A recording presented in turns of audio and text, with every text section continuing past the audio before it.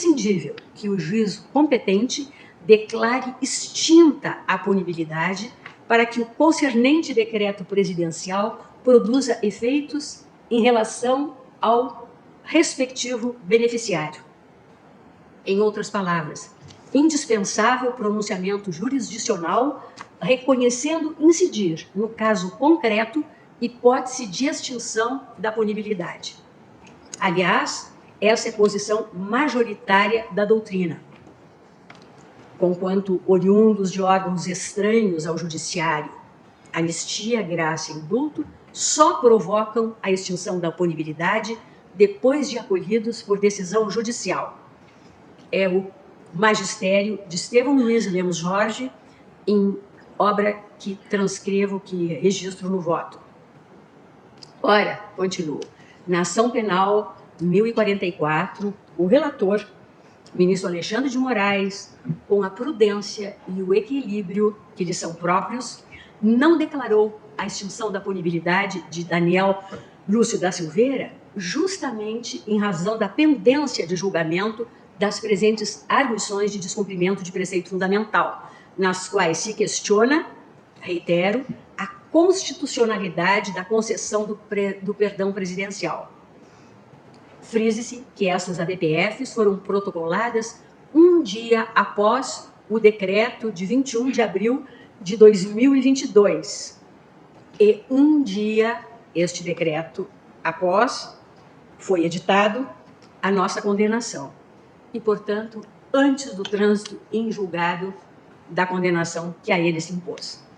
Vale dizer, não obstante os esforços argumentativos empreendidos na petição, o decreto de 21 de abril de 2022 nunca produziu efeitos na esfera jurídica do requerente, mostrando-se absolutamente impertinente e irrelevante, por conseguinte, o trânsito em julgado do acórdão condenatório, bem assim descabida a invocação da teoria do fato consumado. Rejeito, desta forma, a suscitada perda de objeto das arguições. Passo a enfrentar o cabimento das ações de controle concentrado em exame. Tenho por cabíveis essas arguições de descumprimento de preceito fundamental na medida em que elas têm por objeto, na forma do artigo 1º, caput da Lei 98/82 de 1999, evitar ou reparar lesões a preceitos fundamentais resultantes de ato do poder público de caráter normativo. Em certo sentido, a tutela sobre o descumprimento de preceito constitucional alcança um universo de comportamentos estatais mais amplos do que a de inconstitucionalidade, a abranger não apenas, como todos sabemos, a lesão à Constituição resultante de lei ou ato normativo, mas também a decorrente de ato do poder público, desde que ocorrente potencial, efetivo e material de descumprimento da Carta Política. Consabido que a arguição de descumprimento de preceito fundamental desempenha, no conjunto dos mecanismos de proteção da rigidez da ordem constitucional, a específica função de evitar a falta de outro meio eficaz para tanto, a perenização no ordenamento jurídico de comportamentos estatais, ostentem eles ou não a natureza de atos normativos, contrários a um identificável núcleo de preceitos, princípios e regras, tidos como sustentáculos da ordem constitucional estabelecida. Manifesta-se o descumprimento de preceito fundamental acionador deste mecanismo de defesa da ordem constitucional na contrariedade às linhas mestras da Constituição. Aquilo que, mesmo não identificado com esta ou aquela fração do texto positivado, tem sido metaforicamente chamado por escolas do pensamento jurídico do seu espírito. Pilares de sustentação, explícitos ou implícitos, sem os quais a ordem jurídica delineada pelo poder constituinte, seja ele originário ou derivado, ficaria desfigurada na sua própria identidade. A própria redação do artigo 102, parágrafo 1º da Constituição da República, ao aludir a preceito fundamental decorrente desta Constituição, é indicativa de que os preceitos não se restringem às normas expressas no seu texto, incluindo também prescrições implícitas, desde que revestidas nos indispensáveis traços de essencialidade e fundamentalidade. É o caso, por exemplo, de princípios como o da razoabilidade e o da confiança, realidades deontológicas integrantes da nossa ordem jurídica, objeto de sofisticados desenvolvimentos jurisprudenciais nesta Corte, embora não expressos na literalidade do texto constitucional. Isso porque os conteúdos normativos, os preceitos da Constituição, são revelados hermeneuticamente a partir da relação entre intérprete e texto, tomada a Constituição não como um agregado de enunciados independentes, e sim como um sistema normativo qualificado por sistematicidade e coerência interna.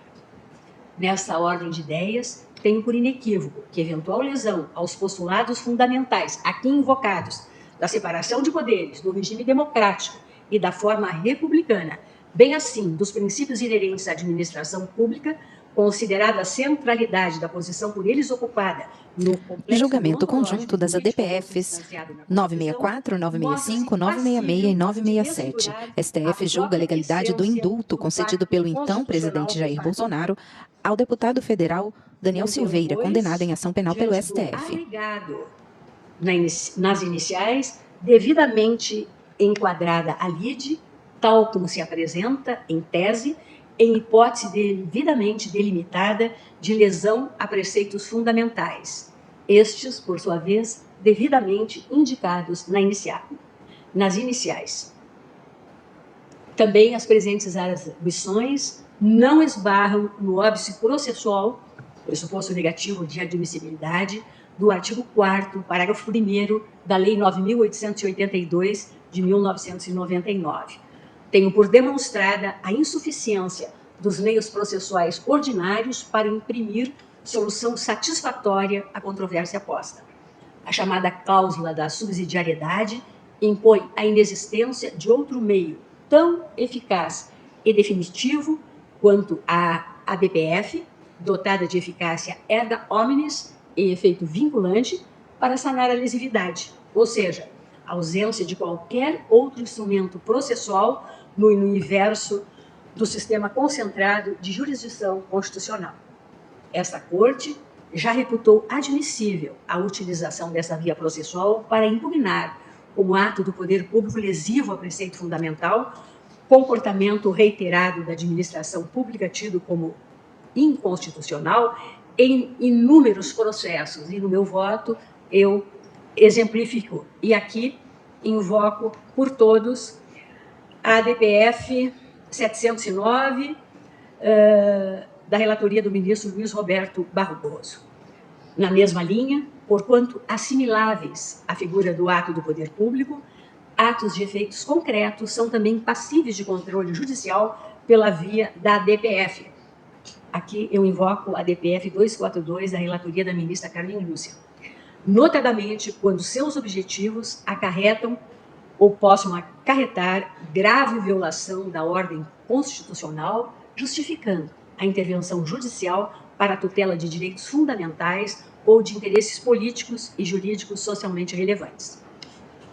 Abro um tópico na sequência sobre a respeitabilidade das decisões do Supremo Tribunal Federal e a inconstitucionalidade substancial.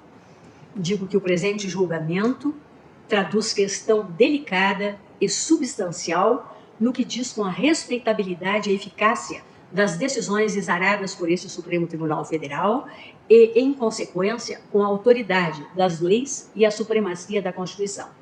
O adimplemento dos deveres constitucionais impostos a esta Casa pressupõe, de modo inexorável e intransigente, o absoluto respeito pelos poderes executivo e legislativo e pelos demais órgãos do Poder Judiciário às suas deliberações plenárias, pois o atuar desta Suprema Corte consubstancia expressão direta da superioridade da Constituição. Nesse sentido, Acentuo que, em respeito irrestrito à Constituição Federal, impossível nela identificar a existência de poderes absolutos e de sobreposição de competência entre os poderes, que são, ressalto, iguais em hierarquia, grau e dignidade.